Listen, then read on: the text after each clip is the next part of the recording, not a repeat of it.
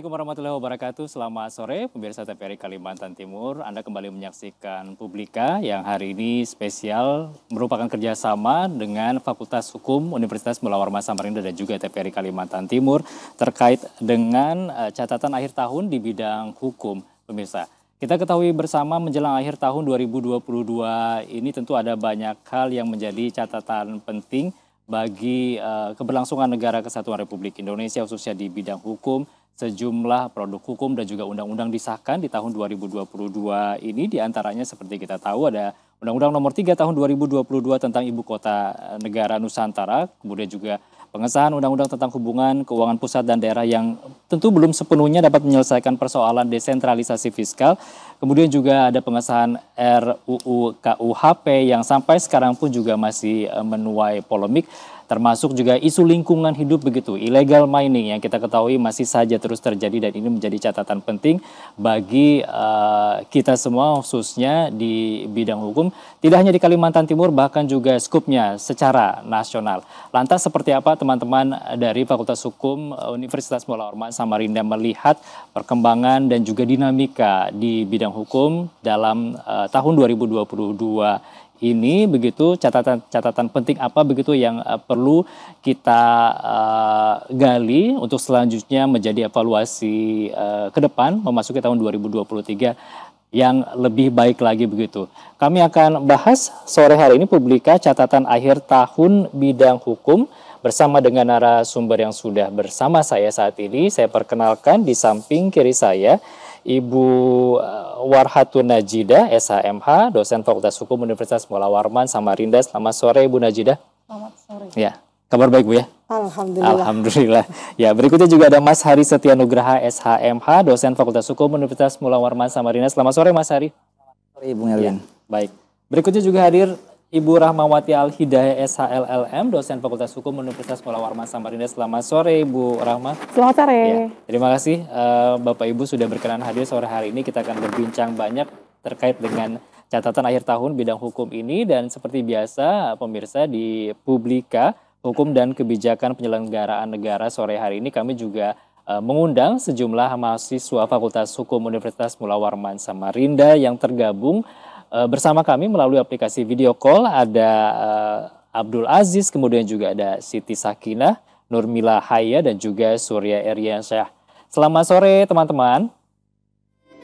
Selamat sore Bapak.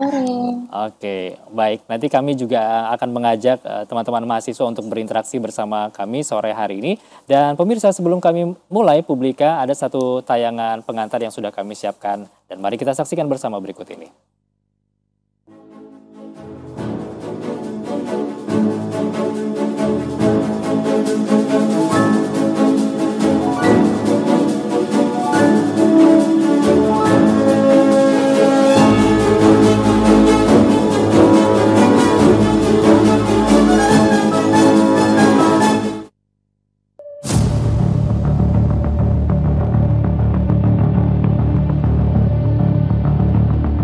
Catatan akhir tahun bidang hukum 2022 kini telah memasuki penghujung tahun. Berbagai peristiwa mengesankan dan mengecewakan hadir menjadi bagian yang tidak terpisahkan dari perjalanan negara Indonesia dalam satu tahun terakhir. Pada bidang hukum misalnya, dalam satu tahun terakhir terjadi berbagai peristiwa hukum yang pada satu sisi memberi dampak positif bagi perkembangan negara hukum Indonesia, tetapi pada sisi yang lain justru bertolak belakang dengan semangat bernegara dari negara hukum Indonesia. Beberapa peristiwa hukum tersebut diantaranya adalah: pertama, pengesahan Undang-Undang Nomor 3 Tahun 2022 tentang Ibu Kota Nusantara yang hingga kini masih menyisakan berbagai persoalan dasar. Kedua, pengesahan Undang-Undang tentang Hubungan Keuangan Pusat dan Daerah yang belum sepenuhnya dapat menyelesaikan persoalan desentralisasi fiskal. Ketiga, pengesahan RKUHP yang hingga kini masih mendapat penolakan dari berbagai pihak oleh karena beberapa pasal kontroversial di dalamnya. Keempat, persoalan illegal mining yang makin hari makin sulit untuk diselesaikan, hingga berbagai peristiwa hukum lainnya yang kini juga masih menyisakan persoalan. Kondisi tersebut membuat kita harus memberi catatan tersendiri terhadap dinamika hukum yang terjadi pada tahun 2022. Hal ini menjadi penting agar persoalan hukum yang sama tidak terjadi pada tahun-tahun berikutnya. Apa saja catatan tersebut? Saksikan jawaban selengkapnya dalam Dialog Publika, Hukum dan Kebijakan Penyelenggaraan Negara edisi hari ini.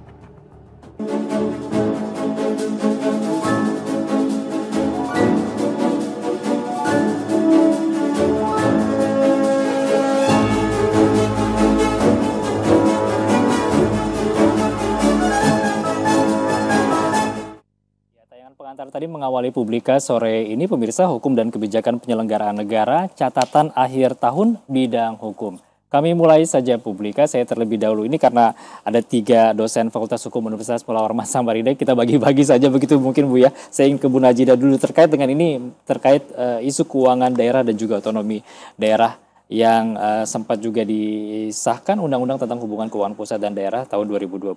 Ini secara umum dulu, catatan apa yang bisa Ibu sampaikan kepada kita semua? Keywordnya masih sentralistis.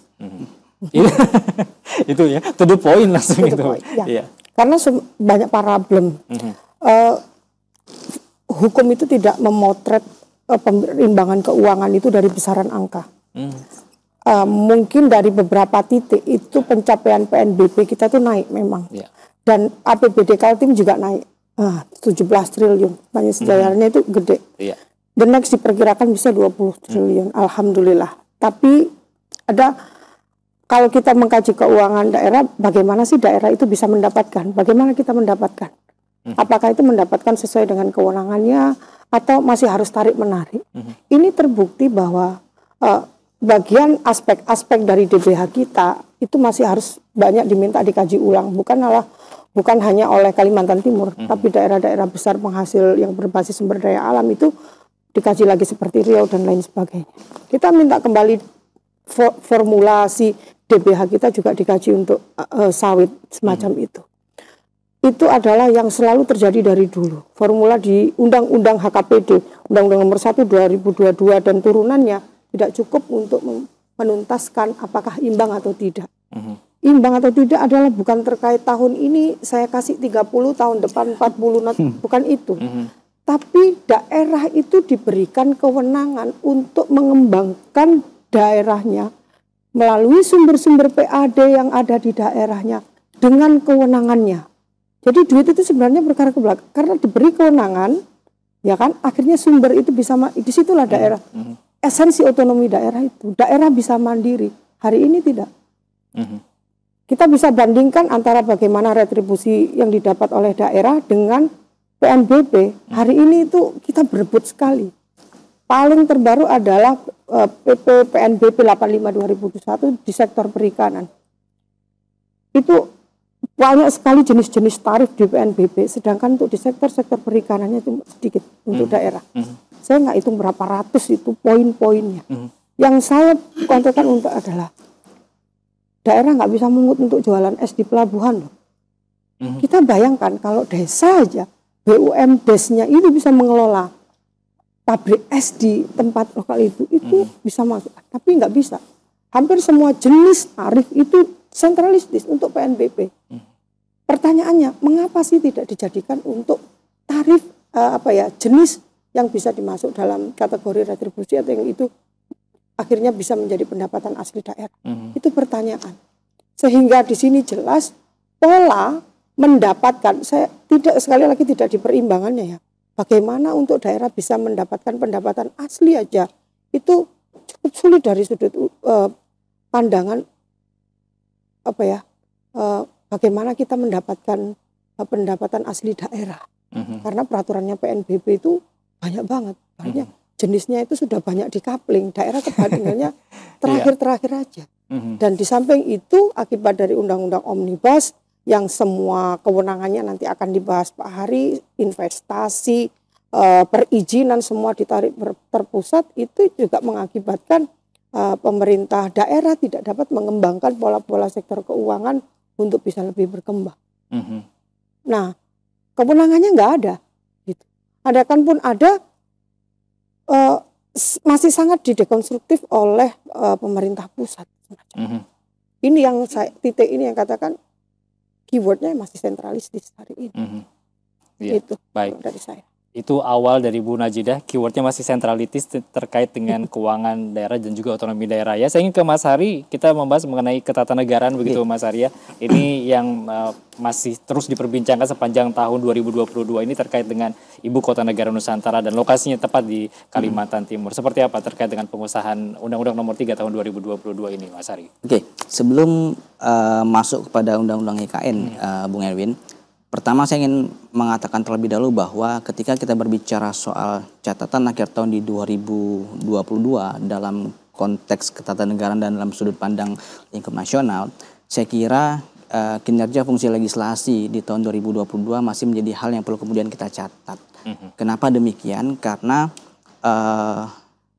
per tahun 2022 dari sekian banyak peraturan perundang-undangan, dalam hal ini adalah undang-undang yang kemudian dibentuk, dilahirkan oleh DPR dan Presiden sebagai pemangku kewenangan, kita masih cukup banyak menemukan berbagai undang-undang yang hadir tanpa mengedepankan prinsip-prinsip dasar pembentukan peraturan perundangan yang baik. Salah satunya adalah prinsip meaningful participation ataupun partisipasi bermakna, sebagaimana amanat putusan Mahkamah Konstitusi nomor 91 tahun 2020. Salah satunya adalah undang-undang tentang Ibu Kota Nusantara itu tadi. Nah, kita tahu bahwa undang-undang IKN ini merupakan suatu produk undang-undang yang lahir dengan durasi waktu yang cukup singkat atau sering kita sebut sebagai speedy trial. Dan faktanya belum genap 1 tahun umur daripada undang-undang itu, setidak-tidaknya sudah pernah 10 kali diujikan di Mahkamah Konstitusi. Nah, itu kan secara tidak langsung menunjukkan bahwa ternyata ada hal yang belum selesai daripada undang-undang tentang Ibu Kota Nusantara itu. Nah, bahkan informasi terakhir yang saya terima bahwa dalam waktu dekat Undang-Undang Nomor 3 tahun 2022 tentang IKN itu akan kemudian dilakukan perubahan di awal-awal tahun nanti. Nah, tidak hanya itu Bung Erwin, saya kira produk undang-undang lain yang kemudian hadir tanpa mengedepankan prinsip-prinsip meaningful participation itu adalah salah satu contoh lain adalah Undang-Undang Nomor 13 tahun 2022 tentang perubahan kedua undang-undang tentang pembentukan peraturan undang-undangan. Nah, kalau kemudian kita tarik ke belakang, sedari tahun 2016 sebenarnya isu daripada perubahan Undang-Undang P3 ini tidak menyasar pada aspek yang tidak menyasar pada aspek sebagaimana isi daripada undang-undang itu hari ini, tetapi lebih kepada penataan terhadap jenis produk peraturan perundang-undangan dan materi muatannya. Tetapi apa yang kemudian terjadi, ternyata perubahan undang-undang P3 justru hanya kemudian mengakomodir metode omnibus yang kemarin sempat kontroversial, menjadi salah satu metode yang dalam tanda kutip ya legal dan konstitusional untuk kemudian dipraktikkan di negara kita. Terakhir juga kalau kemudian kita mengikuti perdebatan panjang pengesahan RKUHP, 14 isu krusial yang kemudian menjadi catatan banyak pihak, saya kira juga tidak disikapi secara bijak oleh aktor-aktor pembentuk undang-undang, dalam hal ini adalah Presiden dan DPR, dalam kerangka meaningful participation itu. Padahal jelas dalam putusan 91 tahun 2020 MK memberikan amanat kepada para pembentuk undang-undang untuk mengedepankan hak-hak dasar warga negara dalam konteks pembentukan undang-undang. Yang pertama adalah hak untuk didengar pendapatnya, kemudian hak untuk dipertimbangkan pendapatnya, dan terakhir yang paling penting menurut saya adalah hak untuk kemudian mendapatkan penjelasan ataupun jawaban dari apa yang kemudian disampaikan. Nah, itu yang kemudian menurut saya masih menjadi catatan penting di tahun 2022 dalam konteks kinerja legislasi.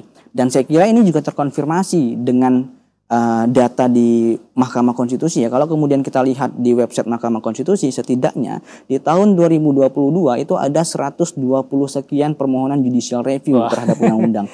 Meskipun saya kira tidak semua produk undang-undang yang diuji adalah produk 2022, tapi setidak-tidaknya itu menggambarkan bahwa ada kondisi di mana kemudian masyarakat secara umum ya tidak puas terhadap kinerja legislasi daripada pembentuk undang-undang, dalam hal ini adalah Presiden dan Presiden.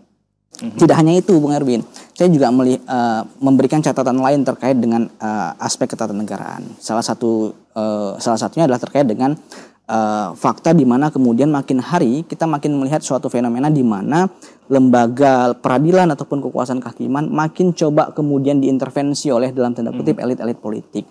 Padahal Undang-Undang Dasar maupun Undang-Undang Kekuasaan Kehakiman telah secara tegas mengatakan bahwa kekuasaan kehakiman itu adalah kekuasaan yang merdeka dan independen, bebas intervensi daripada pihak manapun. Tetapi beberapa waktu belakang kita dapat melihat bahwa sekelas Mahkamah Konstitusi saja itu coba diintervensi oleh kekuatan-kekuatan politik. Contoh konkret pergantian salah satu hakim konstitusi yang dapat kita nilai adalah suatu bentuk perbuatan yang menyalahi ketentuan peraturan perundang-undangan. Wabil khusus adalah Undang-Undang Mahkamah Konstitusi. Kita tidak Undang-Undang Mahkamah Konstitusi secara jelas dan tegas mengatur bahwa proses pergantian hakim konstitusi itu harus dilakukan secara terbuka dan transparan, dan tidak ada itu kemudian istilah pergantian di tengah jalan atau dalam bahasa dalam bahasa ilmiah kita sebut PAW ya, recall. Tetapi kemudian itu yang terjadi akhir-akhir ini dengan alasan yang juga bahkan tidak masuk akal, Erwin. Dikatakan oleh salah satu anggota dewan, tidak perlu kita sebut namanya, bahwa pergantian itu dilakukan karena hasil evaluasi DPR terhadap hakim bersangkutan, karena hakim yang bersangkutan seringkali membatalkan produk undang-undang yang dihasilkan DPR. Lah, bagaimana mungkin kemudian itu bisa dijadikan sebagai alasan yang dapat kita benarkan? Sementara memang salah satu fungsi utama daripada Mahkamah Konstitusi yang kemudian dijalankan oleh hakim-hakim itu adalah sebagai the guardian of constitution, dalam konteks ini adalah sebagai positif legislator. Memang fungsinya adalah membatalkan undang-undang yang dinilai bertentangan dengan Undang-Undang Dasar. Dan banyak lagi catatan-catatan ketatanegaraan. Misalnya dalam konteks pemenuhan hak konstitusional warga negara ya, Bung Erwin. Jadi kalau kita lihat di tahun 2022 ini makin terlihat, saya kira, di mana kemudian negara ini belum sepenuhnya ya, atau bisa dikatakan dalam tanda kutip lagi setengah hati untuk kemudian memenuhi, melindungi dan menghormati hak-hak konstitusional daripada warga negara, khususnya terkait dengan kebebasan sipil. Kita dapat melihat masih begitu banyak negara melakukan tindakan-tindakan represif terhadap teman-teman mahasiswa, teman-teman penggiat sosial, teman-teman aktivis lingkungan yang mencoba menyuarakan aspirasinya lewat berbagai macam aksi. Kita juga masih menemukan berbagai macam tindakan kekerasan terhadap jurnalisme, pers dan lain sebagainya. Dan saya kira itu cukup mengganggu dalam iklim demokrasi kita ke depan. Tambahnya lagi, di tahun 2022 kemarin kita dibenturkan dengan berbagai macam isu-isu kontroversial yang menurut saya tidak ada faedahnya kemudian itu dimunculkan ke dalam publik. Meskipun ya kita tidak dapat menafikan bahwa melempar isu, opini itu kan merupakan bentuk daripada kebebasan berpendapat kan begitu. Tetapi sayangnya isu-isu itu justru mengganggu konsentrasi kita dalam bernegara. Sebagai contoh misalnya isu presiden 3 periode. Faedahnya apa kan begitu. Isu penundaan pemilu. Tambah lagi terakhir kemarin isu terkait yang menyatakan bahwa ya KPK itu nggak perlulah sering-sering OTT loh. Memang tugasnya salah satunya itu kok, malah kemudian bikin malu katanya kalau sering OTT. Malah kemudian tidak boleh sering OTT. Kan isu-isu itu saya kira meskipun itu berada pada ruang kebebasan berpendapat, tapi saya kira tidak perlulah kemudian disampaikan kepada publik yang kemudian pada akhirnya membuat gaduh masyarakat kita. Belum lagi kalau kemudian kita senggol-senggol sedikit pada isu kepemiluan, verifikasi parpol yang potensial curang, kemudian di IKN juga kemudian DPRD-nya nanti kemudian tidak ada yang dianggap dalam bingkai pemenuhan hak konstitusional akan kemudian membuat hak-hak warga lokal itu tidak dapat tersalurkan dan lain sebagainya. Saya kira banyak sekali catatan di tahun 2022 ini yang saya kira perlu untuk kemudian kita bold, kita underline, kita stabilo bahkan untuk kita evaluasi bareng-bareng agar jangan sampai kemudian ini terulang di tahun mendatang. Begitu Bung Erwin. Iya, baik. Ini saking banyaknya, mungkin 1 jam perjumpaan kita nggak akan selesai begitu diskusi kita sore ini. Satu semester aja. Baik, saya ke Ibu Rahmawati ini terkait dengan isu lingkungan. Ini juga kita tahulah kondisinya seperti apa sekarang ini begitu ya. Masalah lingkungan terus saja terjadi. Seperti apa menyikapinya? Nah, kalau dalam catatan saya, satu isu besar terkait dengan lingkungan ini berawal dari masih tergantungnya kita pada sumber daya alam. Fakta bahwa Kaltim misalnya gitu ya, begitu rakusnya diekstraksi sumber daya alam di Kaltim itu sampai sekarang terasa. Mulai dari zaman penjajahan sampai sekarang pun terasa. Nah, sehingga saya ingin menggarisbawahi bahwa dalam aspek lingkungan itu terjadi akibat kita masih bertumpu pada ekstraksi sumber daya alam. Ekstraksi sumber daya alam itu di bidang apa saja, baik di sektor perkebunan, kemudian sektor pertambangan, kemudian sektor kehutanan, dan yang terakhir di pesisir dan kelautan. Jadi darat laut kita ini semua sudah diekstraksi. Nah, sehingga akibat dari ekstraksi itu yang kemudian dilegalisasi oleh undang-undang ya dalam konteks hukum ini semakin membuat lingkungan itu terabaikan. Ya, jangankan bicara keadilan bagi manusia gitu ya, itu aja abai dari penjelasan Ibu Najida dan Pak Hari tadi, apalagi kemudian dalam perspektif lingkungan. Jadi jauh sekali bahasa keadilan terhadap lingkungan. Jadi dalam catatan saya bahwa selama kita masih bertumpu pada ekstraksi sumber daya alam itu, maka eksesnya itu akan terus kita rasakan. Apa saja eksesnya gitu ya, dampaknya yang pertama adalah terjadi deforestasi. Ini akibat dari ekstraksi sektor kehutanan.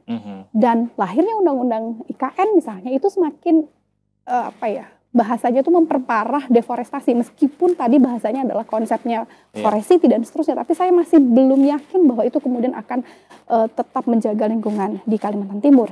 Kemudian kerusakan lingkungan gitu ya, lalu kemudian pencemaran, banjir, ini kan juga terasa sekali gitu ya di Samarinda, kemudian di daerah-daerah di Kaltim juga terasa.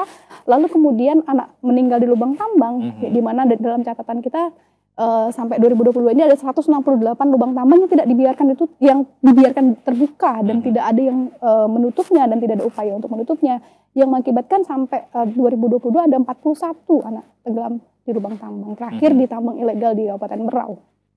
Nah, catatan-catatan ini semakin menunjukkan kepada kita bahwa lingkungan itu memang dianaktirikan gitu ya dalam konteks pengambilan kebijakan. Revisi Undang-Undang Minerba gitu ya, nomor 3 tahun 2020 yang merevisi Undang-Undang 4 2009 semakin meneguhkan dan mengokohkan bahwa seluruh wilayah di Indonesia ini adalah kawasan tambang. Dan ini kemudian kalau kita bicara RT/RW Kalimantan Timur, memang dia dikeluarkan.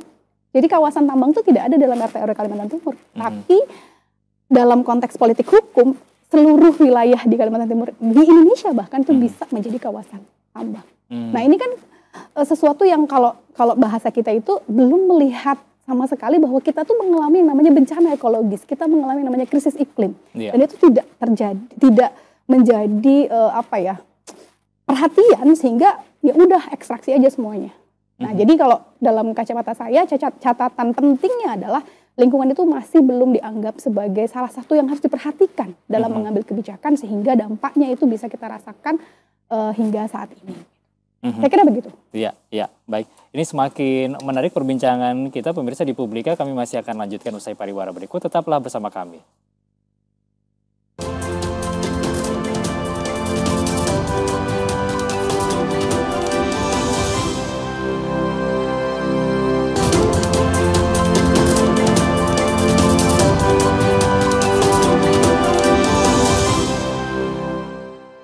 Terima kasih pemirsa, Anda masih bersama kami di Publika, Hukum dan Kebijakan Penyelenggaraan Negara, hasil kerjasama TPRI Kalimantan Timur dengan Fakultas Hukum Universitas Mula Warman Samarinda. Kami membahas mengenai catatan akhir tahun di bidang hukum kali ini karena spesial menjelang akhir tahun, seperti yang disampaikan para narasumber tadi di segmen pertama, ada banyak sekali begitu catatan-catatan penting yang harusnya ini perlu bisa menjadi lebih baik lagi untuk dilakukan di tahun ke depan dalam rangka kaitannya dengan pembangunan dan juga bidang hukum khususnya begitu yang lebih baik lagi bagi keberlangsungan Negara Kesatuan Republik Indonesia. Saya ingin mengundang teman-teman di aplikasi video call yang saat ini bersama kami, mahasiswa Fakultas Hukum Universitas Mula Warman Samarinda yang ingin bertanya, kami perkenankan, silahkan. Dari siapa dulu ini? Abdul Aziz, mungkin ada hal yang ingin ditanyakan? Baik, terima kasih Pak atas waktunya. Mohon izin saya ingin bertanya kepada Ibu Warhatun Najidah Pak terkait keuangan daerah.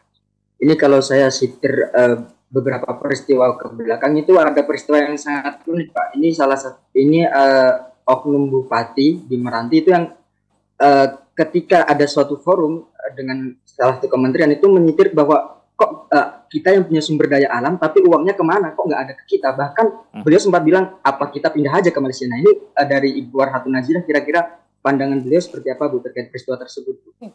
Oke, boleh langsung kita tanggapi ya begitu ya Bu Najidah. Bu, viral ya kemarin kita tahu, tanggapannya seperti apa? Seharusnya yang ngomong itu bukan satu bupati. Saya yakin itu semua dirasakan oleh ini. Kita ngobrolin keuangan negara itu daerah ya, bukan hanya sekedar mereka yang punya basis-basis besar. Tapi juga bagaimana ada daerah-daerah yang memang memiliki ketergantungan fiskal dengan pusat. Nah, kalau dalam bingkai Negara Kesatuan Republik Indonesia memang harus ada, bahasa orang ekonomi itu pemerataan. Namun demikian kuncinya tadi adalah bagaimana sih daerah ini punya akses untuk menentukan formula, berapa besarnya, perhitungannya bagaimana. Ini kan tidak. Mas Aziz, formula itu juga memang diajak rapat. Tapi rapat itu sangat mendekonstruksi kepentingan daerah. Satu misalnya kayak Kalimantan Timur, yang dihitung itu apa? Apakah pernah pemerintah pusat itu juga memperhitungkan kerusakan-kerusakan alam yang di daerah seperti Riau, Kalimantan Timur, ketika DBH-nya diambil? Nah masyarakat di daerah juga kayak gitu. Kalau sudah dikasih DBH-nya meningkat, tapi kewenangannya tidak, kita sudah senang gitu seolah-olah. Kita kan jadinya kayak dikasih permen gitu waktu nangis. Tidak semacam itu. Namun bagaimana daerah ini juga harus how to get, pemerintah pusat dengan otonomi daerah itu tidak boleh pakai lip service. Harus jujur, harus percaya bahwa di daerah itu juga bagian dari negara. Dan mohon maaf, sentralistis itu adalah salah satu bentuk kesombongan pemerintah pusat. Tidak cukup tangannya itu untuk mengelola daerah dengan tangan pemerintah pusat saja. Nah, kalau dengan kemarin keviralan bagaimana dia, itu bentuk, harusnya yang bersuara kayak gitu seluruh bupati. Namun demikian nampaknya belum ya, saya berharap belum. Karena apa? Memang di daerah-daerah, terutama di kantong-kantong sumber daya alam yang memberikan ke pusat, bukan berarti, tapi yang logis gitu loh pertimbangannya. Terus bagaimana daerah juga punya akses untuk menentukan. Iya, jawaban dari pemerintah kemarin juga dianggap kabupatennya Meranti ini serapan anggarannya kurang begitu. Tunjukkan dulu lah kinerjanya, baru mungkin menyampaikan unek-uneknya seperti itu begitu Bu. Tanggapannya seperti apa Bu? Dalam sistem keuangan negara memang kalau sampai silpa gitu kan dianggap kinerjanya kurang semacam itu. Namun demikian kan banyak sekali ya kalau ekonomi itu memberikan analisa-analisa mengapa serapannya kurang, apakah SDM-nya kurang. Saya mau tanya, kalau yang serapannya banyak tapi terkorup gimana? Nggak enak loh bicara keuangan daerah nggak tanpa ngomong korupsi itu. Karena masih banyak fenomena itu. Dan tantangan di daerah misalnya, daerahnya aja tuh yang kurang canggih untuk mendapat kurang berinovasi menemukan loh, kaplingannya sudah diambil semua. Yang saya logis, saya contohkan yang dibilang jualan es aja untuk produksi ikan, perikanan itu diambil PNBP-nya oleh pusat. Daerah ini disuruh nafas pakai apa lagi? Semacam itu. Sehingga semua oke deh bekerja yang akhirnya lewat satu pintu yaitu DBH.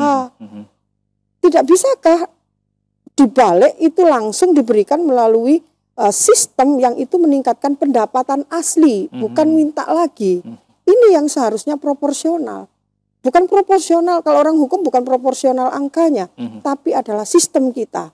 How kita itu mendapatkan sesuatu berdasarkan potensi kita. Bayangkan ya, misalnya daerah yang wilayahnya bahari. Kalimantan Timur have banyak. Berau misalnya, ya kan. Itu Berau sebelum ditetapkan sebagai kawasan strategis nasional karena wilayah baharinya yang luar biasa.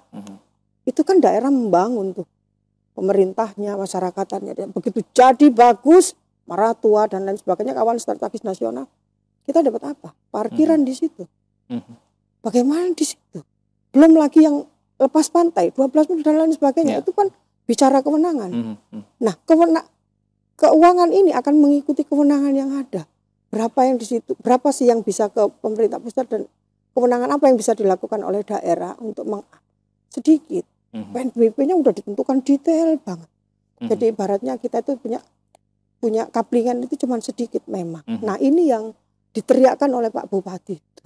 Kalau bisa bupati yang lain, apalagi daerah migas dan lain sebagainya. Kompor ya. Gitu.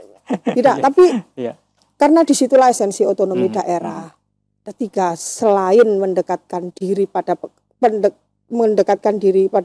pengambilan kebijakan, memandirikan, sekaligus juga ada kearifan lokal, itu yang tahu daerah. Gitu. Itu. Oke. Baik, mudah-mudahan terjawab tadi untuk Abdul Aziz. Berikutnya mungkin kami juga mengundang untuk mahasiswa yang lain, Siti Sakinah mungkin ya. Silakan, ingin bertanya kepada siapa? Terima kasih. Baik. Ini pertanyaan saya tujukan kepada Pak Hari, tapi sebenarnya saya juga penasaran terhadap pendapat seluruh narasumber. Sebelumnya terima kasih Pak sudah memberikan saya kesempatan untuk bertanya. Sama-sama. Ya, catatan akhir tahun hukum di Indonesia ya sudah biasa kalau misalnya sudah di akhir tahun sudah menjadi tradisi kita membuat solusi, kemudian ya resolusi dan sebagai bahan untuk evaluasi. Tapi semoga catatan akhir tahun hukum di Indonesia yang meninggalkan segudang catatan yang meresahkan itu benar-benar dijadikan bahan-bahan untuk muhasabah di kemudian hari. Nah, pertanyaan saya sebenarnya umum saja. Sebenarnya solusi atau resolusi yang seperti apa yang harus diperbaiki kemudian oleh pemerintah, karena melihat banyak sekali kejadian-kejadian yang terjadi di tahun 2022, baik itu pengkhianatan yang dilakukan oleh aparat penegak hukum di Indonesia, lalu pembentukan undang-undang yang seakan-akan katanya pro rakyat, tapi rakyat yang mana. Melihat dari kejadian-kejadian tersebut, kemudian tonggak utama yang harus diperbaiki kemudian itu apa yang harus dilakukan oleh pemerintah.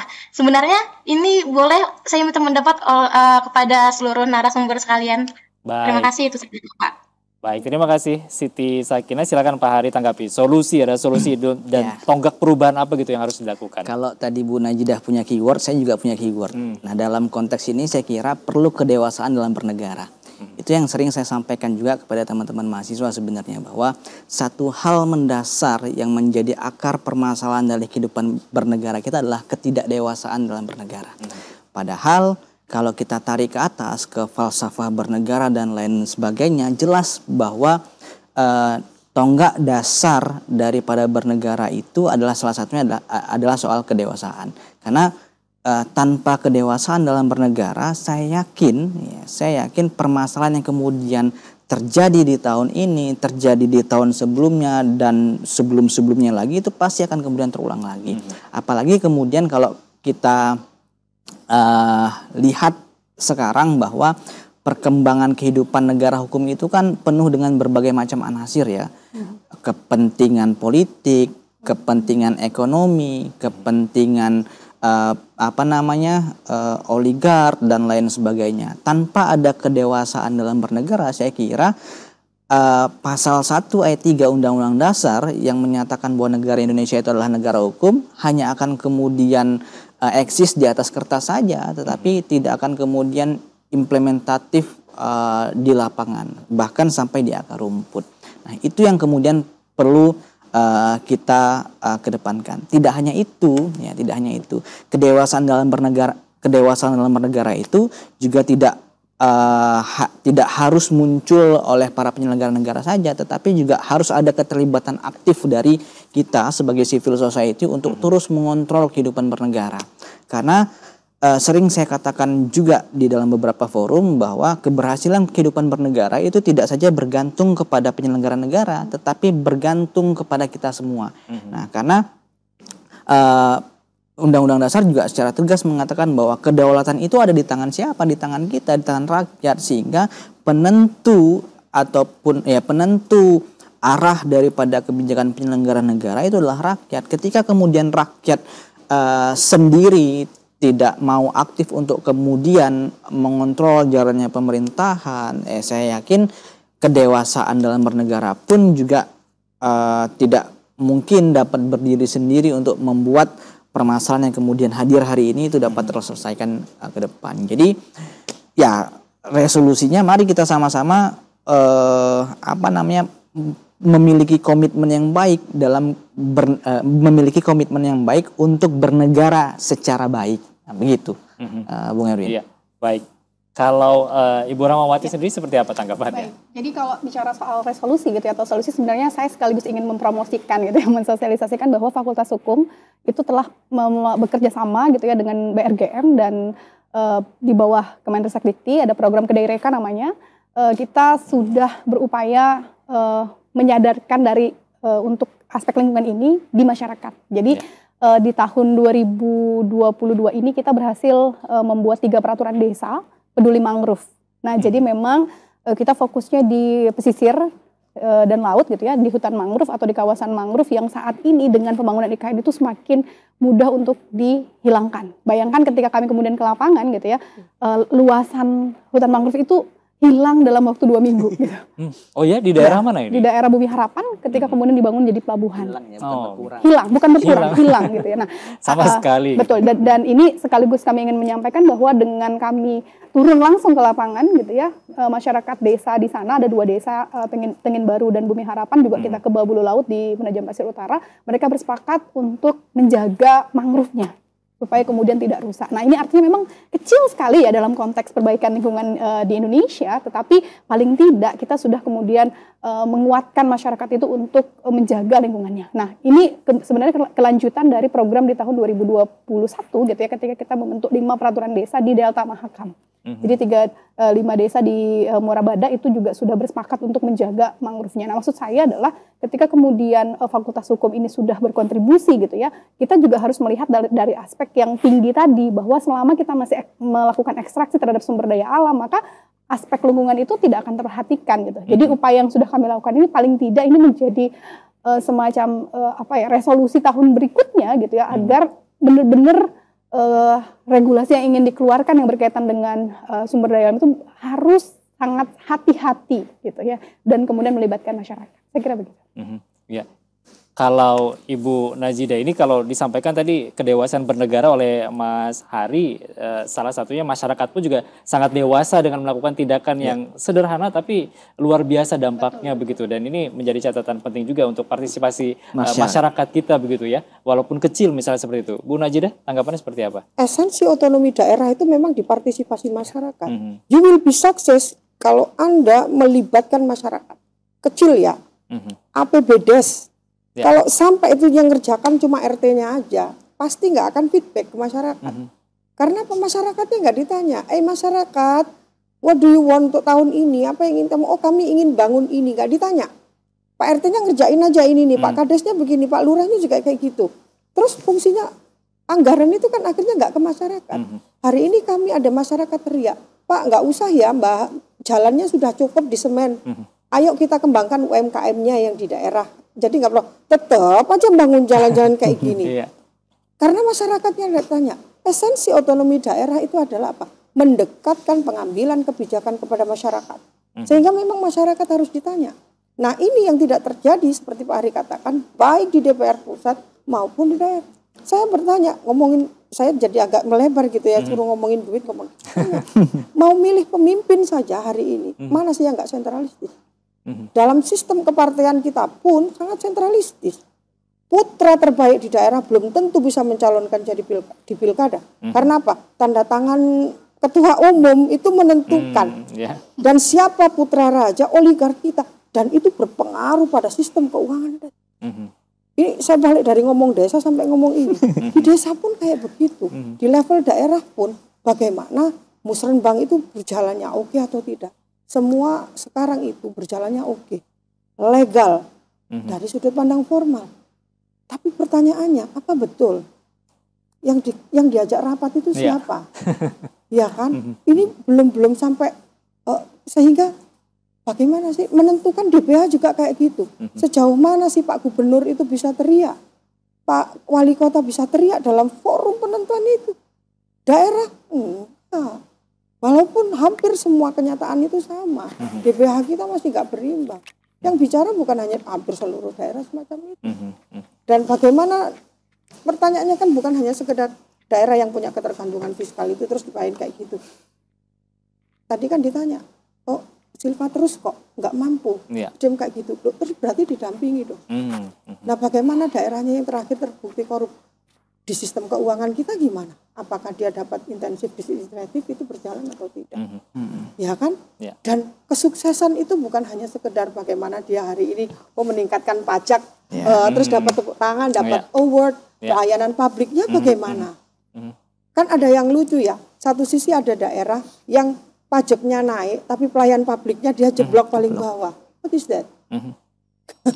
berarti kan duitnya nggak feedback ke masyarakat. Itu kuncinya dari otonomi daerah. Kalau itu pertanyaannya Sakinah bisa buat disertasi sebenarnya, kita sering bahas 3 menit aja. Itu libatkan masyarakat, di situ kunci. Baik, kita masih ada waktu di segmen ini dan kami persilakan penanya berikutnya mungkin Nurmila Haya, silakan untuk bertanya. Baik, terima kasih atas kesempatannya. Saya mengajukan pertanyaan kepada Bapak Hari. Jadi sebagaimana kita ketahui bahwasannya sepanjang perjalanan tahun 2021 hingga tahun 2022 sebanyak 32 rancangan undang-undang telah disahkan menjadi undang-undang. Nah, peristiwa perubahan maupun pembentukan undang-undang ini menunjukkan begitu dahsyatnya kekuatan dari produk hukum yang dibuat oleh DPR dan juga Presiden. Sehingga di satu sisi dapat memperkuat kelembagaan negara yang ada dan di satu sisi pula dapat melemahkan kelembagaan negara lain yang ada. Nah, fenomena seperti ini adalah fenomena kasat mata yang terjadi sepanjang tahun 2022. Pertanyaan saya adalah, apa yang menjadi penyebab utama yang melatar belakangi peristiwa ini? Dan apakah penyebab utama tersebut ada dikarenakan kesalahan penataan sistem hukum atau sistem kelembagaan yang dibangun sejak dahulu, atau memang murni datang dari penyimpangan oleh penyelenggara negara itu sendiri? Sekian, terima kasih. Baik, terima kasih Nurmila Haya. Silakan Pak Hari. Jadi kalau kita coba lihat dalam sudut pandang hipotesa ya, banyak kemungkinan yang menjadi penyebab kenapa kemudian fenomena itu terjadi. Bisa terjadi karena memang ada persoalan pada instrumen hukum ataupun sistem hukum kita, sehingga kemudian kekosongan ataupun permasalahan sistem hukum itu kemudian menjadi celah untuk kemudian terjadilah sebuah perbuatan-perbuatan demikian. Nah, bisa juga memang terjadi karena ada kekuatan besar yang kita sama-sama tahu, kan, kekuatan besar yang kita sama-sama tahu menjadi faktor penentu utama, ya, menjadi faktor penentu utama kenapa kemudian fenomena itu terjadi. Atau bahkan juga bisa terjadi karena memang kita sebagai civil society luput untuk melakukan pengawasan pada aspek itu, sehingga banyak sekali memang faktor yang menyebabkan kenapa hal-hal yang demikian itu terjadi. Dan saya kira aktivitas-aktivitas yang sering terjadi pada ruang yang gelap, ya banyak arti ruang gelap itu, pengesahan undang-undang tengah malam dan lain sebagainya itu. Nah, artinya aktivitas-aktivitas yang tidak transparan yang dilakukan oleh para penyelenggara negara juga bukan tidak mungkin menjadi salah satu penyebab kenapa kemudian fenomena-fenomena yang cukup menyayat hati masyarakat itu bisa terjadi. Sehingga kembali pada apa yang kemudian tadi kita sampaikan bareng-bareng terkait dengan partisipasi masyarakat. Satu-satunya cara yang sampai hari ini menurut saya itu efektif untuk kemudian dilakukan adalah partisipasi aktif masyarakat untuk mendorong agar kemudian kegagalan-kegagalan dalam bernegara yang dilakukan oleh para penyelenggara negara itu tidak terulang lagi. Sekalipun tidak sedikit juga yang mengatakan bahwa kita sering bersuara di luar tapi kemudian tidak ada feedback yang baik dari masyarakat. Kenapa itu terjadi? Karena saya kira sering sekali juga ternyata partisipasi masyarakat itu tidak dilakukan secara kolektif kolegial.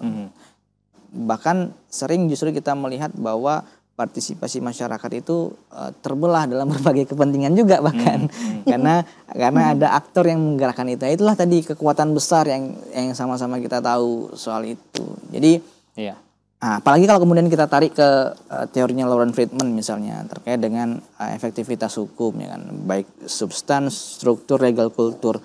Jadi ketiganya ini potensial menjadi penyebab ya dari kegagalan-kegagalan bernegara yang bisa dikatakan luput dari pengamatan kita semua. Begitu. Begitu kompleks ya. Kompleks sebenarnya. Sehingga memang saya kira catatan akhir tahun itu meskipun oleh sebagian orang dianggap sebagai sebuah hal yang sifatnya formalitas belaka, tapi saya kira itu adalah hal yang penting. Termasuk ketika kemudian kita melakukan evaluasi terhadap penyelenggaraan pemilu misalnya. Setiap kali pemilu kita evaluasi. Tujuannya apa? Supaya ada pembenahan ke depan. Termasuk ini saya kira banyak sekali NGO, lembaga bantuan hukum dan lain sebagainya yang melakukan evaluasi terhadap aktivitas kehidupan bernegara setiap tahunnya, yang harapannya adalah agar kemudian di tahun mendatang kegagalan ataupun kesalahan-kesalahan yang kemudian pernah terjadi di tahun ini tidak terulang lagi, dan itulah harapan kita semua, baik dari aspek ketatanegaraan, keuangan daerah maupun aspek lingkungan. Begitu. Baik, ya, ada satu mahasiswa lagi yang belum bertanya, kami silakan, Surya Eriansyah. Baik, terima kasih. Saya izin bertanya kepada Ibu Rahma, tapi sebelumnya saya ingin memberi tanggapan singkat terkait tema kali ini, yaitu tentang catatan akhir tahun di bidang hukum.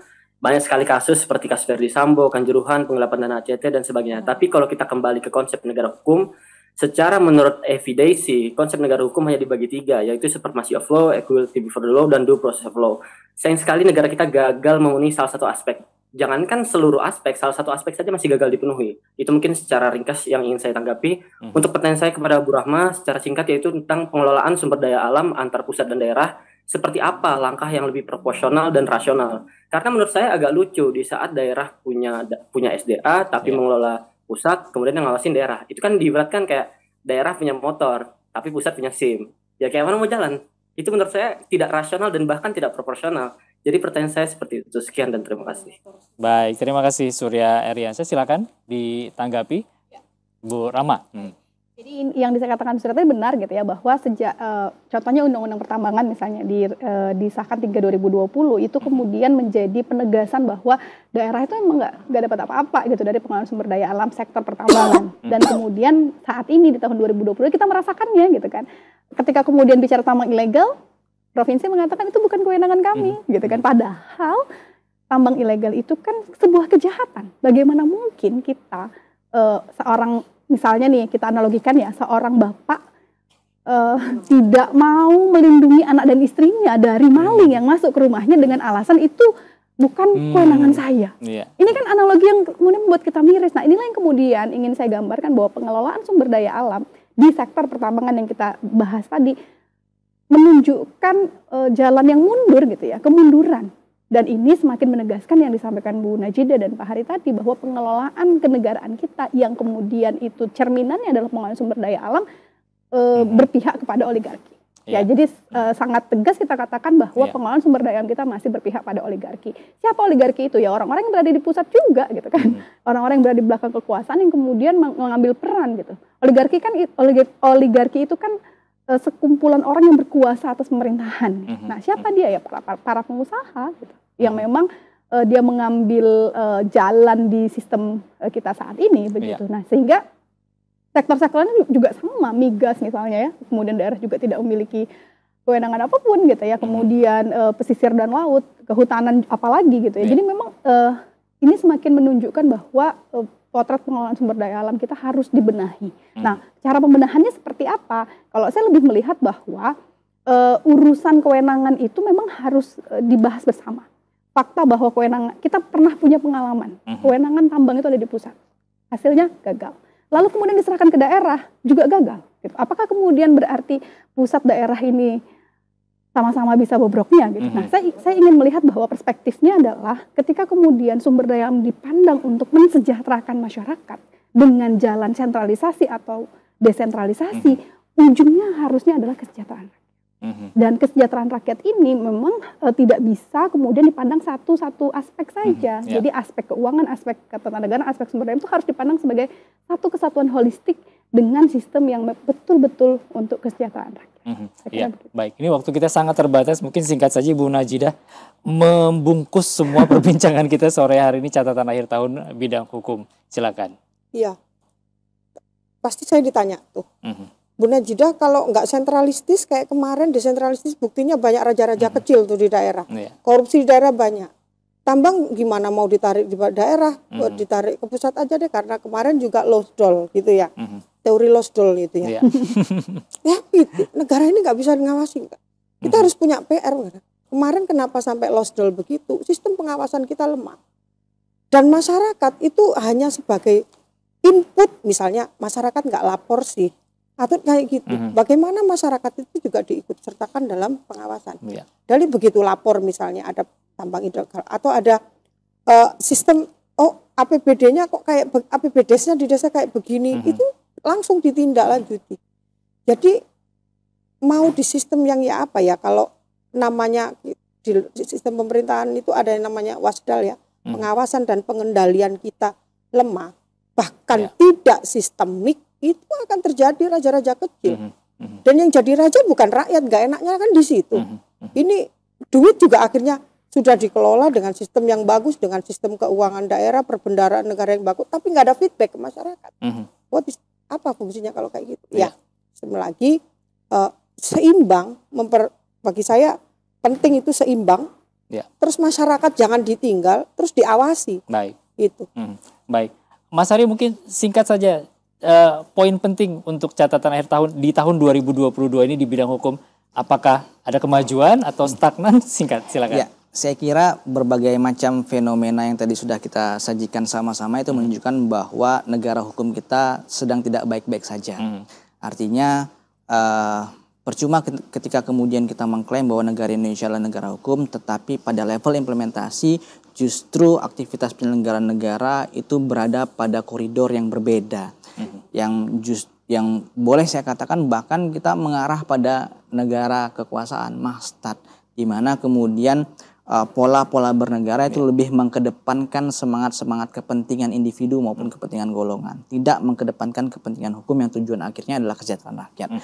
Nah, berangkat dari itu saya kira kita semua perlu untuk menyatukan tekad agar kita dapat sama-sama mengembalikan arah perjalanan kehidupan bernegara kita ini pada koridor yang semestinya, agar jangan sampai apa yang kemudian sudah dicita-citakan oleh founding dan founding fathers dan founding mothers kita terkait dengan arah akhir daripada tujuan bernegara itu justru tidak tersampai. Nah, dan saya kira 2022 menuju 2024 meskipun masih cukup panjang kalau bagi kita ya, tapi kalau bagi elit-elit politik kan bukan waktu yang panjang. Saya kira dapat kita jadikan sebagai momentum untuk berbenah, ya, momentum untuk berbenah. Apalagi kemudian kita akan menyambut ibu kota negara baru. Saya kira itu juga momentum yang baik dan penting bagi kita untuk sama-sama memberikan komitmen terbaik kita untuk berbenah agar membuat negara hukum kita menjadi lebih baik ke depan. Baik, mudah-mudahan kita selalu optimis untuk hal tersebut ya. Kita harus optimis, tidak boleh pesimis. Baik, demikian catatan akhir tahun bidang hukum. Terima kasih banyak Ibu Najidah, Mas Hari, Ibu Rahmawati, teman-teman dari Fakultas Hukum Universitas Mula Warman Samarinda dan juga para mahasiswa yang sudah bergabung bersama kami sore hari ini. Terima kasih banyak atas partisipasinya di Publika Hukum dan Kebijakan Penyelenggaraan Negara. Sampai di sini pemirsa perjumpaan kita. Terima kasih atas perhatian dan kebersamaan Anda. Selamat menyambut tahun baru 2023 dengan lebih optimis lagi. Dan sama-sama partisipasi kita sebagai masyarakat diaktifkan begitu untuk sama-sama mewujudkan pembangunan yang lebih baik lagi bagi negara kesatuan Republik Indonesia. Saya Erwin Syah undur diri. Selamat sore. Wassalamualaikum. Sampai jumpa.